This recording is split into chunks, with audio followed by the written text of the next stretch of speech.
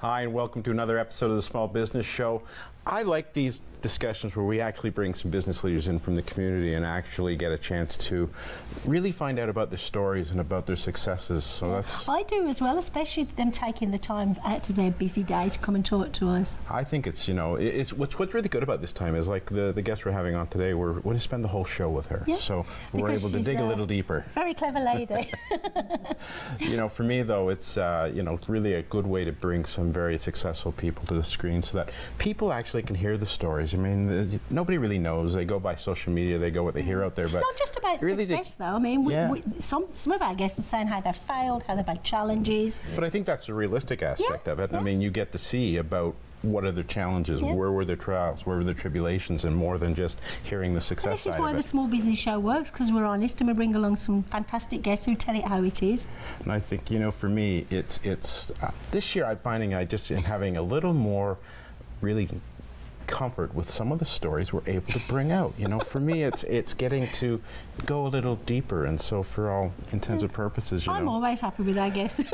Well, I think so, you know, and I think we brought a good balance to the show, so I'm really looking forward to getting started. So am I, so let's get started. All right, so we'll be right back on the Small Business Show.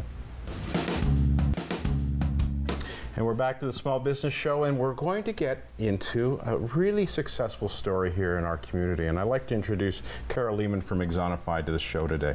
Thank you both for having me. You know, I think it's very important that people get to hear the success stories, and we get to hear some of the real side of the stories of people who have been very successful in business. So, Carol, why don't you just share with us what you do? I am the CEO of a technology company called Axonify. We're in what has become known as the micro-learning space.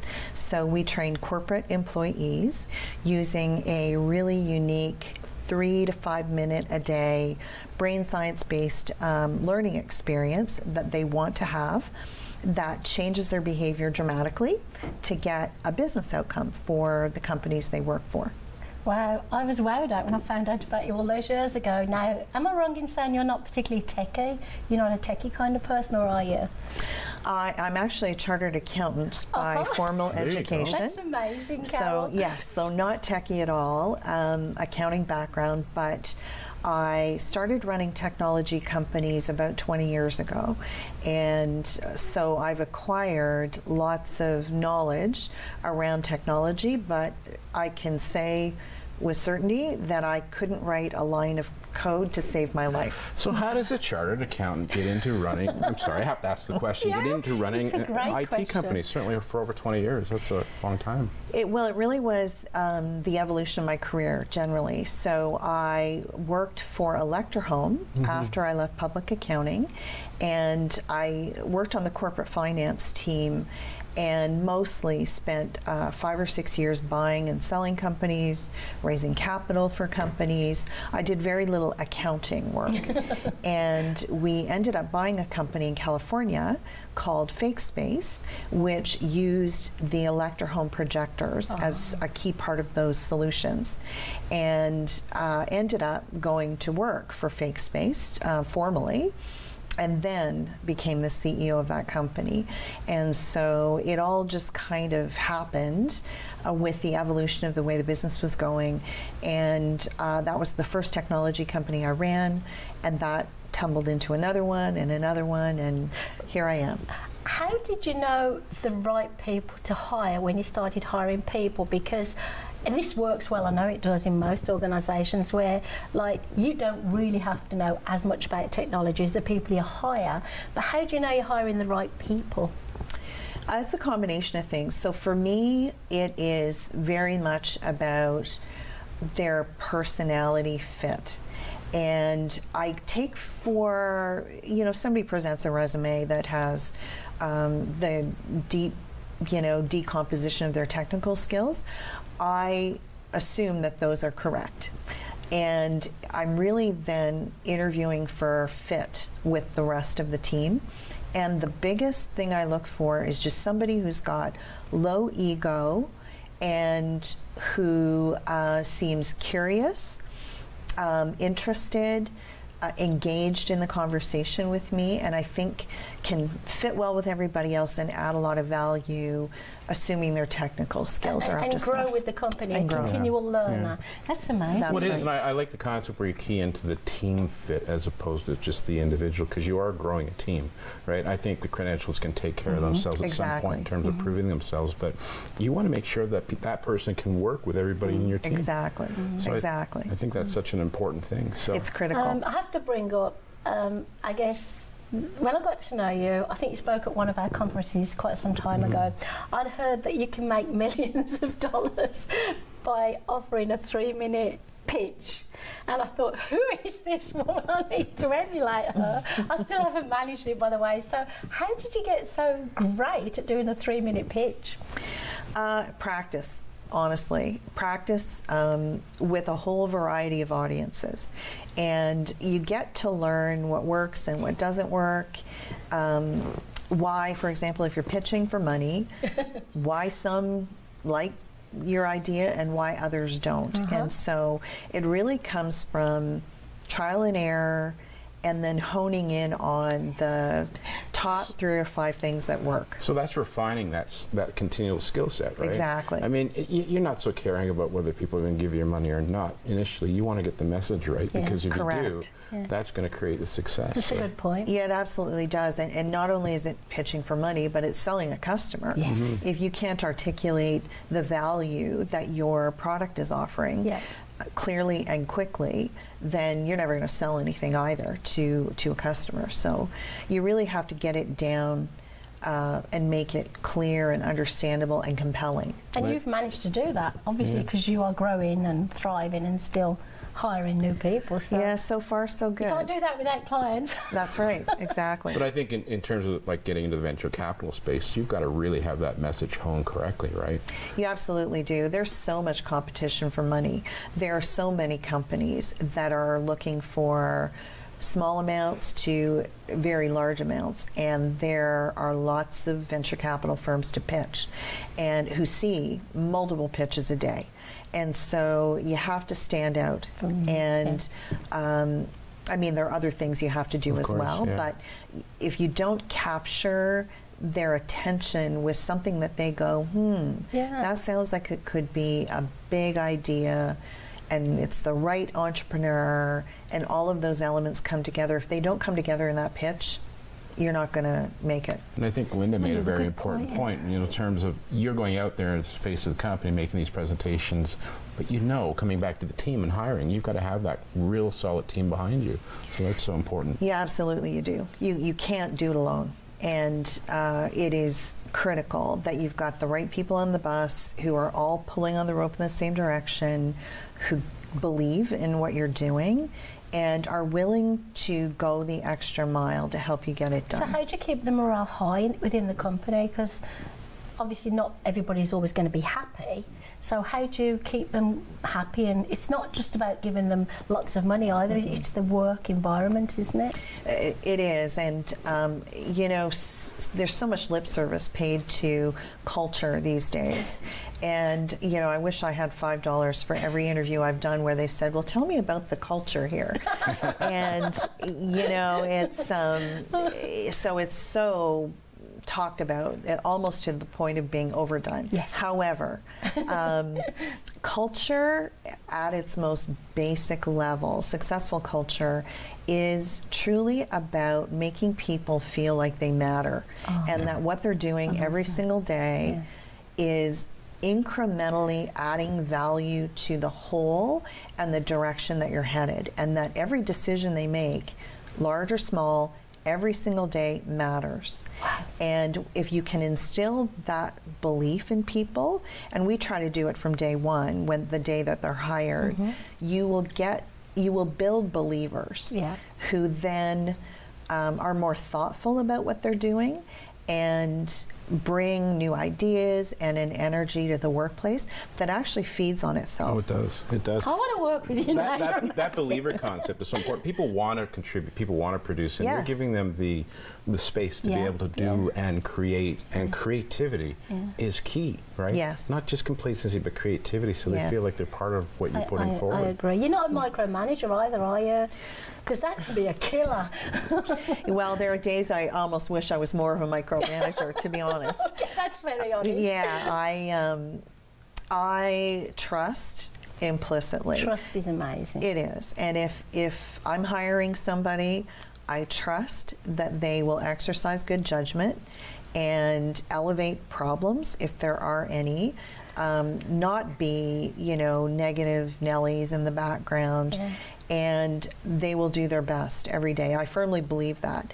You get the odd person who doesn't for whatever reason, but for the most part, having trust and demonstrating trust in people goes so far to building those believers. So you can retain your loyal employees. That's right. Well, I think the very important point is it does retain employees, right? Yes. The better you treat them. I mean, I look at some of the spaces and I look at, pinball machines and arcades and snacks and meeting rooms and comfy places, but that all just creates comfort and support in the workspace. And such a different dynamic than what a lot of companies have done and are still doing. Yeah. And I think we're seeing a big change in that. I can tell you, it is not about how many snacks you have in the kitchen. That snacks and comfy chairs and foosball are not culture. They are perks. Yes. Yeah. And culture is really the fabric and the feeling that people have coming to work every day. And you can have all the snacks in the world, but if you make people feel small in the work that they're doing and diminish them, you can do their laundry every night. You can pay their child care. You can do all of those things. It doesn't matter. It's how you make them feel. You seem almost perfect to me. You really do. I think that makes a big distinguishment, right, in terms of that comfort, but actually encouraging people, because you can have all of those things, but if you've got employees that are micromanaged or feel small and can't contribute, then it doesn't matter. It doesn't matter.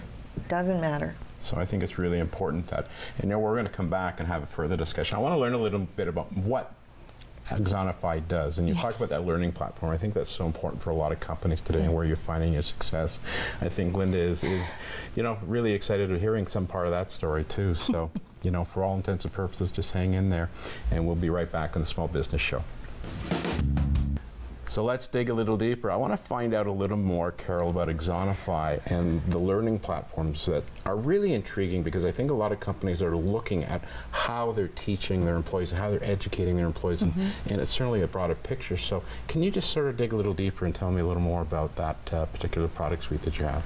Absolutely. So Axonify was really born out of the belief, the knowledge, that the way companies train people and have for decades is really broken. Yes. They pull them into a classroom, fire hose them with information over hours or days, weeks sometimes, and then send people out onto the job and expect them to perform at peak.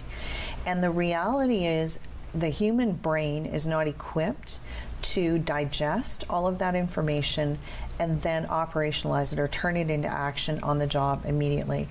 In fact, most of us will have forgotten 95% of what we learned 30 days earlier. That's just the reality of the way the brain works. So we had a customer, our very initial customer, who had tens of thousands of people that made mistakes that were very measurable and impactful to their business. And they needed people to change their behavior to mitigate those losses, and asked us to come up with a way that would get those employees to pay attention to what they were doing, do the right things, and then not create that loss. So we conceived of this idea to have a daily, fast, fun learning experience that rewarded the employees for getting on and learning 3 or 4 new things every day. And because it was rewarding and it was competitive and there were social aspects to it, it became this viral sensation where employees volunteered to get on and learn something every day. I like that. I do That's too. cool. Exciting. Exactly. And passion and all They that. wanted to do it. And so very, very quickly, tens of thousands of people every day were getting on and having that learning moment. Do they choose which things they learn, or does the employee tell them what they've got to do? So in the beginning, it was a very rudimentary, repetitive kind of questioning that happened. And what we did within a year was grounded the way they're presenting information in some core cognitive concepts that actually create long-term memory in the brain very effectively. Wow. So all of a sudden we incorporated all kinds of really cool science that's completely not obvious to the learner, but that gives them the optimal opportunity to retain a piece of information long term. Yeah. And what we know now, years later, is that people do what they know. Yes. And if they don't know, they will often do the wrong thing or Yes. not do anything at all, Yes. which can be All as those- bad. all those That statements are true. cognitive Yeah. science is so key. Yes. And I don't think, I mean, I think all of us have been on training sessions and in sessions where we're tuned out in the first 5 minutes because Exactly. it's not, and we're recognizing there's other ways even in the school systems and coming up. Does this work for organisations that are kind of not working together? Say you've got your IT and you've got your accounting and you all these. Does it work to bring them together and help them collaborate, communicate and all that kind of thing? And consistency, is that what it's for? Yes, so consistency is a huge one. There are, topic areas that are very specific to individual jobs. So if you happen to be doing one job, but your colleague is doing a different job, the knowledge is tailored to you. So it's personalized and adaptive to you, your job, your existing levels of knowledge, all kinds of things that get very, what we call surgical and granular very quickly. And it elevates everybody's knowledge levels in the topic areas that matter very, very quickly. And so there are common topic areas that, for example, culture and values that cross all employees. And so you can deliver those topics and communicate through what we call broadcast messaging, a consistent message, especially to what we call deskless workers. So if you have a workforce that doesn't sit at a desk every day, happens to be remote in the field, in a retail environment on the store floor, and you have some of them don't have email addresses. Wow. You have no way to communicate with them that consistency of message and know that they saw it, where you can do that with Axonify. So you can deliver a message from the CEO every day that happens to be the first thing they see when they open up the platform, and deliver it in any way that's accessible It's very to much them. needed in many organisations. Absolutely, and I think you're working with a lot of different delivery mechanisms in order to do that, Yes. right? And I think ultimately for an employer, they're going to save money by actually trying to train and educate their employees better and Are there smarter. any employees, no, it's too much money, we don't want to go that route, and then come back and change their mind when they, you know? It's interesting. The ROI for what we do is frankly astronomical and very measurable. Good. And we have a lot of initial customers who are disbelieving in the financial impact that will come out of employees changing behavior. And we now have so many proof points, client success stories, just referenceable accounts, where we are saving some customers tens of millions of dollars amazing. a year. That's what I want to hear. And you're global, you're a global Yes. organisation? But Yeah. I think that there really hasn't been any measurement in terms of all of what you just mentioned before, and now, and it helps you in terms of bringing on new clients and working with existing clients because they can see that. Did it return. exist before you? I mean, were you the first? Yeah. I mean, Yes. it seems very Wow. like new age to me. I've never heard of it. I mean, I've heard of it through you, but are there many competitors now jumping on the bandwagon? There are now. There were not 6 years ago when we started, and really it was traditional learning that we were competing against, and that idea that no, we have to pull people into a room, or we have to make them watch hours and hours of videos. And the whole idea that you could effectively train somebody in 3 to 5 minutes a day and get them to volunteer to do it was, there was a lot of disbelief about that. 6 years later, our customers are true believers in the fact that it works, but we're still early in market for, we're pre-chasm. If you subscribe to the Crossing the Chasm view, we're still pre-chasm, and there is not yet what I would call dramatic market pull for this kind of solution. But we've got lots of customers today. We continue to acquire new every year. There's going to be a tipping point, and it would be my expectation that 5 or 10 years from now, nobody is going to be watching hour-long videos for anything.